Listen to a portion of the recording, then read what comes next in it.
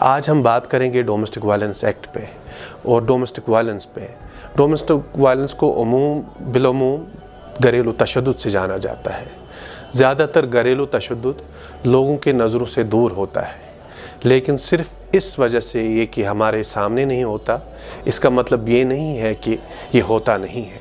اگر آپ کسی بھی خاتون کو دیکھیں جس کو کسی طرح کی چوٹ لگی ہو یا اس کے چہرے سے پریشانی کا اظہار ہو تو آپ دوبارہ سوچیں کہیں یہ گھریلو تشدد کی شکار تو نہیں۔ یہ عام طور پر گھریلو تعلقات میں ہوتا ہے، خاص کر کے خاندانی یا خونی رشتے میں۔ یہ لوگ آپ کے گھر میں ہی رہنے والے افراد، قریبی یا دور کے رشتہ دار ہوتے ہیں۔ کوئی بھی فرد، عورت یا بچہ گھریلو تشدد کا شکار ہو سکتا ہے، لیکن زیادہ تر بچے اور خواتین اس کے شکار بنتے ہیں۔ اس بات کا جائزہ لینے کے لیے آپ یا آپ کے کسی جاننے والے کے ساتھ گھریلو تشدد ہوا یا ہو رہا ہے، ہمیں دھیان دینا پڑے گا۔ گھریلو تشدد بڑی مشکل سے پہچانا جا سکتا ہے کیونکہ تشدد کی مختلف قسمیں ہوتی ہیں۔ ان کی شکلوں میں کچھ بہت واضح ہوتے ہیں۔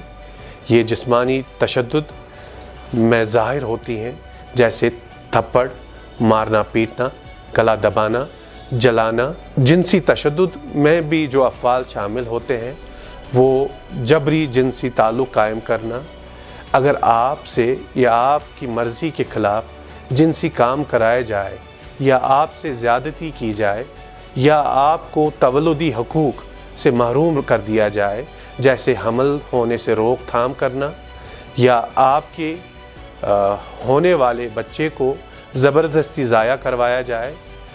ذہنی تشدد بھی گھریلو تشدد کی ایک قسم ہے۔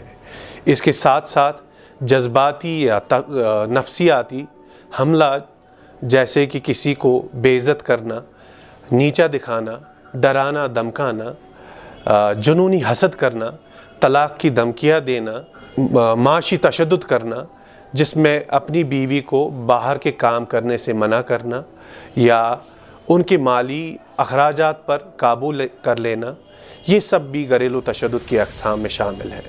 کسی بھی فرد کے خلاف ان قانون میں ملوث ہونا تعزیرات ہند مختلف پروویژنز کے تحت جرم ہے اور اس شخص کے خلاف تحت ڈومیسٹک وائلنس ایکٹ مختلف قسم کے احکامات صادر ہو سکتے ہیں۔ دنیا بھر میں 3 میں سے 1 عورت اپنی زندگی میں جنسی یا جسمانی تشدد کا شکار بنتی ہے۔ ان میں سے 40% کسی قسم کی معاونت طلب کرتے ہیں اور ان میں سے بھی محض 10% پولیس سے مدد حاصل کرتے ہیں۔ سن 2020 میں دنیا بھر میں قتل ہونے والی خواتین میں 60% اپنے ہی رشتہ داروں یا قریبی ساتھیوں کے ظلم کا شکار بنے۔ یہ صورتحال ایسی نہیں جسے نظر انداز کیا جائے۔ اگرچہ کچھ نہ کچھ پیش رفت ہو رہی ہے، تاہم عورتوں اور لڑکیوں پر ہونے والے تشدد کے خاتمے کا خواب ابھی حقیقت میں نہیں ڈلا۔